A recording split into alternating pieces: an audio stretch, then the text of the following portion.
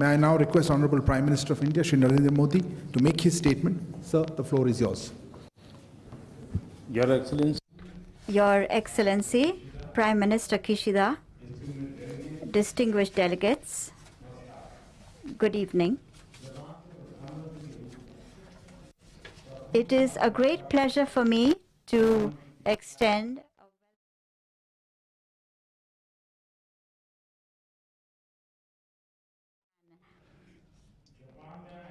I express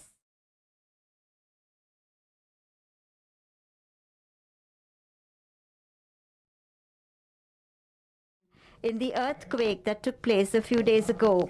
Friends, Prime Minister Kishida has been an old friend of India. As Foreign Minister, he has visited India several times, and I have had the opportunity to exchange views with him. Over the last several years, the India-Japan global partnership में जो अभूतपूर्व प्रगति देखने को मिली, उसमें प्रधानमंत्री Kishida की महत्वपूर्ण भूमिका रही है। आज की हमारी समिट का आयोजन एक बहुत महत्वपूर्ण समय हुआ है। विश्व अभी भी कोविड-19 और उसके दुष्प्रभावों से जूझ रहा है। वैश्विक इकोनॉमिक रिकवरी की प्रक्रिया में अभी भी अड़चनें आ रही हैं। जियोपॉलिटिकल घटनाएं भी नई चुनौतियां प्रस्तुत कर रही हैं। इस संदर्भ में भारत जापान पार्टनरशिप को और गहन करना सिर्फ दोनों देशों के लिए ही महत्वपूर्ण नहीं है, इससे इंडो पैसिफिक क्षेत्र और पूरे विश्व के स्तर पर भी पीस, प्रॉस्पेरिटी और स्टेबिलिटी को प्रोत्साहन मिलेगा। हमारा आपसी विश्वास, हमारे सिविलाइजेशनल टाइज, डेमोक्रेसी, फ्रीडम और रूल ऑफ लॉ जैसे हमारे साझा मूल्य हमारे संबंधों के मूल में है, उन्हें शक्ति प्रदान करते हैं। आज की हमारी चर्चा ने हमारे आपसी सहयोग को नई ऊंचाइयों तक ले जाने का मार्ग प्रशस्त किया है। हमने द्विपक्षीय मुद्दों के अलावा कई क्षेत्रीय और वैश्विक मुद्दों पर विचारों का आदान प्रदान किया। हमने यूनाइटेड नेशंस और अन्य अंतर्राष्ट्रीय मंचों पर भी अपना समन्वय बढ़ाने का निर्णय लिया। फ्रेंड्स, भारत जापान आर्थिक पार्टनरशिप में पिछले कई वर्षों में अभूतपूर्व प्रगति हुई है। दोनों देशों के बिजनेसेस में जबरदस्त विश्वास है, उत्साह है। जापान भारत में सबसे बड़े इन्वेस्टर्स में से एक विश्वस्त साथी है। डेडिकेटेड फ्रेट कॉरिडोर और Mumbai Ahmedabad high speed rail जैसे हमारे फ्लैगशिप प्रोजेक्ट्स में जापान का सहयोग उल्लेखनीय रहा है। हम इस योगदान के लिए बहुत बहुत आभारी हैं।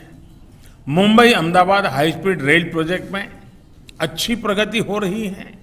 दोनों देश इस पर वन टीम वन प्रोजेक्ट की अप्रोच के साथ काम कर रहे हैं। यह प्रोजेक्ट भारत जापान पार्टनरशिप का एक बेहतरीन उदाहरण है।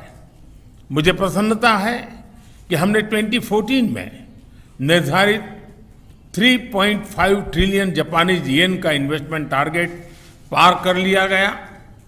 हम अपने महत्वाकांक्षाओं को और बढ़ाने का निर्णय लिया है और आने वाले 5 वर्षों में 5 ट्रिलियन येन, 5 ट्रिलियन येन मतलब करीब 3,20,000 करोड़ रुपए का नया टारगेट तय किया है।